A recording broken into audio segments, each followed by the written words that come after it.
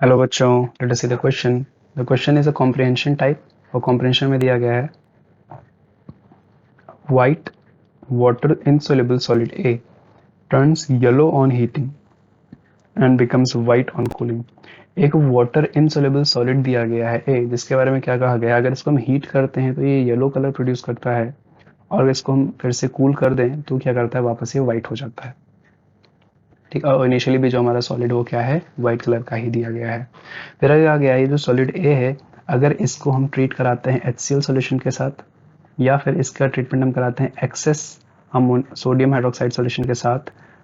अच्छा सही है, अगर इसका ट्रीटमेंट हम HCl सॉल्यूशन के साथ कराते हैं तो एक क्लियर सॉल्यूशन हमको बी का मिलता है और इसका रिएक्शन अगर हम NaOH एक्सेस के साथ कराते हैं तो हमको एक कंपाउंड सी मिलता है। देन कहा गया है अगर हम इसमें क्या करें, कंपाउंड बी जो हमारा है जो क्लियर सॉल्यूशन है, अगर इसमें हम H2S गैस पास कराएंगे, H2S गैस को बबल कराएंगे तो हमको कुछ भी नहीं मिलता है, यानी कि कोई प्रेसिपिटेट नहीं मिल रहा है। बट अगर हम कंपाउंड बी को न्यूट्रल बनाएं, कंपाउंड बी को न्यूट्रल बनाएं, फिर वहां पे अगर इसमें H2S को हम जो है बबल कराएंगे तो वहां से क्या होता है, एक वाइट कंपाउंड डी का प्रेसिपिटेशन हो जाता है। तो हमसे कहा गया है कि कंपाउंड ए को हमें आइडेंटिफाई करना है।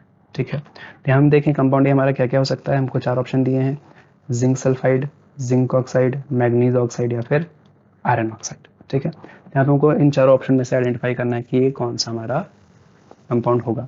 तो यहाँ पे अगर हम ऑप्शन से थोड़ा सा जो है अगर देखें यहाँ पे, तो ऑप्शन में हम ये देखेंगे कि जो हमारा जिंक ऑक्साइड है, जो हमारा क्या है, जिंक ऑक्साइड होता है, ये वाटर इनसोल्युबल भी होता है।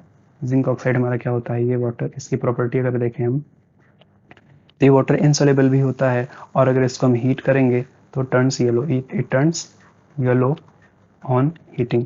यानी कि मोस्ट प्रोबेबली हमारा जो कंपाउंड होगा वो हमारा कौन सा होगा, जिंक ऑक्साइड ही हो सकता है। तो अगर हम देखें यहाँ पे इनके रिएक्शन को कैरी आउट करके देख लेते हैं फिर। तो अगर हमने कंपाउंड ए को अज्यूम क्या कर लिया है, कंपाउंड ए को हमने अज्यूम कर लिया है जिंक ऑक्साइड, तो क्वेश्चन में कहा है सबसे पहले क्या कि इसको अगर हम क्या करें, HCl के साथ ट्रीट करेंगे। तो zinc oxide when treated with HCl, इसको जब हम HCl से ट्रीट करेंगे तो हमें क्या मिलेगा, हमें मिलेगा यहाँ पे जिंक क्लोराइड मिलेगा और साथ में क्या मिल जाएगा हमें, वाटर। ठीक है, फिर ये जो जिंक क्लोराइड हो गया वाटर सोल्यूबल होगा तो हमको एकदम क्लियर सॉल्यूशन मिल जाएगा इसका। ओके, तो हमारा क्या हो जाएगा, कंपाउंड बी हो जाएगा। देन क्वेश्चन में कहा गया है जिंक क्लोराइड, जिंक ऑक्साइड जो कंपाउंड ए है, इसकी रिएक्शन हम किससे करा रहे हैं, इसकी रिएक्शन हम करा रहे हैं NaOH के साथ, एक्सेस NaOH के साथ करा रहे हैं। NaOH कहाँ पे लिया हमने, एक्सेस में लिया है। तो यहाँ से क्या बनेगा, यहाँ से बनेगा सोडियम जिंकेट, यहाँ से क्या बनेगा, Na2ZnO2, ये सोडियम जिंकेट बनेगा जो कि कंपाउंड क्या होगा, सी होगा, जो कि क्या होगा, कंपाउंड सी होगा। साथ में वाटर प्रोड्यूस हो जाएगा यहाँ भी। देन फर्दर क्वेश्चन में कहा है कि अगर हम क्या कर रहे हैं, कंपाउंड बी में हम H2S गैस पास करा रहे हैं, तो ZnCl2, ZnCl2 में अगर हम H2S गैस पास कराएंगे तो यहाँ पे कोई प्रेसिपिटेशन का फॉर्मेशन नहीं हो रहा है, नो प्रेसिपिटेट।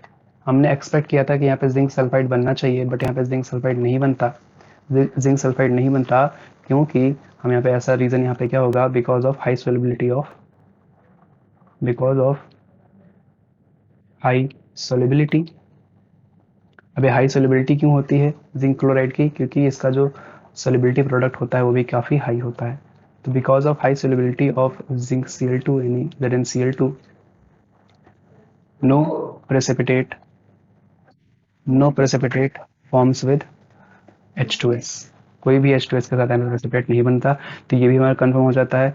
बट इसमें क्वेश्चन में कहा है अगर हम क्या करें, जो कंपाउंड बी है उसको हम पहले न्यूट्रल बना लें, तो इसको हम न्यूट्रल कैसे बनाएंगे, इसमें हम क्या करेंगे, इसमें बेस ऐड कर देंगे क्योंकि ये हमारा क्या होता है, एसिडिक नेचर का होता है। ठीक है, तो यहाँ पे क्या होगा, वैसे तो जिंक ऑक्साइड हमारा क्या होता है, एम्फोटेरिक होता है, तो इसमें कुछ भी एसिड या बेस ऐड करके इसको हम न्यूट्रल बना सकते हैं। तो हमने यहाँ पे फॉर इंस्टेंस क्या ले लिया है, बेस ले लिया है। तो हम क्या करें यहाँ पे, अगर जो हमारे पास जिंक क्लोराइड है, इसमें हम क्या करें, इसमें हमने पहले तो NH4OH ऐड किया है ताकि इसको न्यूट्रल बना सकें फॉर न्यूट्रल मीडियम। ठीक है ना, न्यूट्रल मीडियम मेंटेन करने के लिए यहाँ पे हमने क्या कर लिया है, अमोनियम हाइड्रोक्साइड ऐड कर दिया है। और देन इसमें अगर हम H2S गैस पास कराएंगे, देन H2S गैस अगर इसमें पास कराते हैं तो अब यहाँ पे क्या होगा, अब यहाँ पर ये हो जाएगा जिंक सल्फाइड, यहाँ पे हमको प्रेसिपिटेट हो जाएगा जिसका कलर क्या होता है, वाइट होता है, ये हमको वाइट कलर का प्रेसिपिटेट देगा और साथ में यहाँ पे क्या बन जाएगा, HCl बन जाएगा।